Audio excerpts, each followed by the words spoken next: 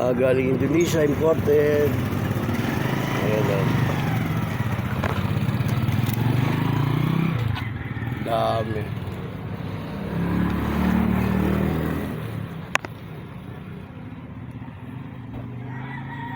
Imported yan, galing Indonesia. Rabbit for sale. Buhay pa.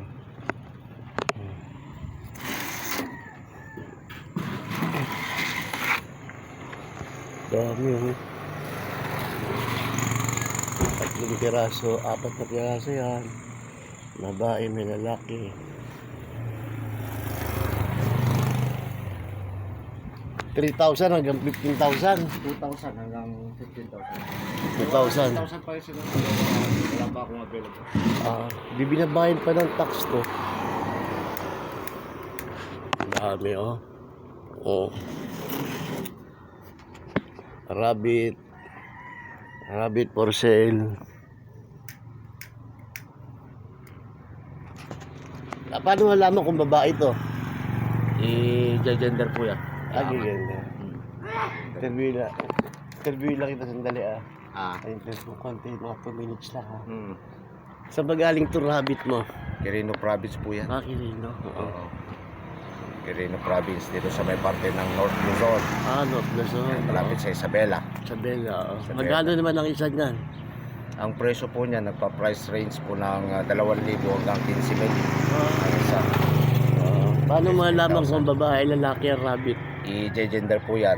Iangat yung rabbit and then ibuka po yung ari nila. Ang pet nila. Ngayon kung ang hugis po is triangle or pakaba, yung ano niya, babae po yun. Ngayon pagkabuka pong ganyan, is bilog po sa taas niya, and then tutulis siya, lalaki po. Ganun ba to? Saan ba talaga galing tong rabbit nung ang mga bloodline po niyan is Indonesia and then Europe. Yan po. So yung mga ama-ama nila galing po doon sa import. Mga lahi niya imported import pala. Kaya yung mga rabbit niya pinaka okay na kain ito, mga carrots din. Pwede po pero not too much watery. Water, tubig. Kasi magtatay sila. Magtatay so ang usual dyan, ang pwede is napier, madre de agua. Pwede naman kangkong kung sanay na. Kanin tsaka mga ulam din. Hindi pwede. Magulay-gulay lang ha. Pechay, mga ganyan. Pechay. Sa carrots daw, hindi masyado. Even pechay, wag din masyado kasi watery din. Oo. Ito, binyay pa, baylan o ano? Baylan po yan. Baylan. Baylan din na pala itong rabbit nila. Yes. Galing pa Indonesia. Magandang klase. Baka mayroong gusto dyan, PM lang. At bigay lang ang informasyon. Kung gusto magpa-deliver. Marami pong mga anak pa yan. Marami pa lahi. Gusto po natin. Ayun. So makapag-umpisa po kayo ng rabbit racing. Ang kagandahan po kasi sa rabbit is it's not only for pet. Ang kagandahan po niyan is for meat consumption. For meat. Yes, ang kagandahan po niyan is even na may sakit kayo, pwede po, yung lalo-lalo na yung may mga high blood, allowed po sila, pwede po sila. Rabbit meat is the healthiest meat. Yan po ang napakaganda sa karne niya. Kasi marami pang mga sakit-sakit ang pwedeng maiwasan. Like for example, yung mga may kidney trouble, di ba? Usual, binagbabawalan ng doktor na mag-ulam ng mga meat.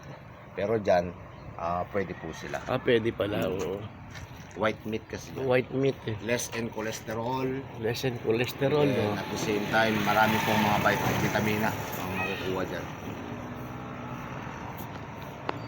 Maraming mga pero sakit. hindi naman siya mataba na tulad ng manok, baboy.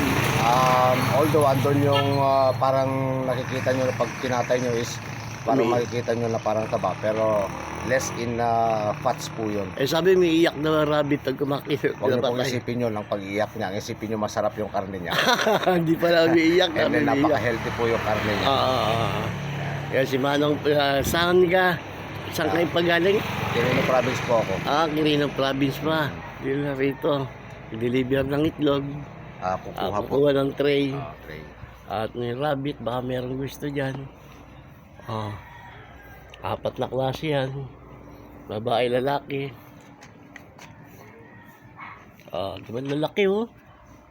Ba't yung kadalasan rabbit puti? Ito, maganda kulay, no? Yes po. Ito po, ito kung kalaki na to, 3 months mahigit po ito. And then 3 ito, months. 2 months mahigit lang po ito. Ganun. And then yun, 2 months mahigit lang. Oo. So, ito kasi sa mga usual na nakikita nyong rabbit, itong kalaki na to is nasa 6 to 1 years old. Pero dahil may lahi siyang bloodline na giant, nakikita nyo naman, 3 months up pa lang is napakalaki na siya. Oo. Parang kasing size na ng mga local na mga breed na nakikita nyo na 6 months to 1 year. Oo. Yan ang laki nyo. Yan po si Manong galing pa ng Quirino province.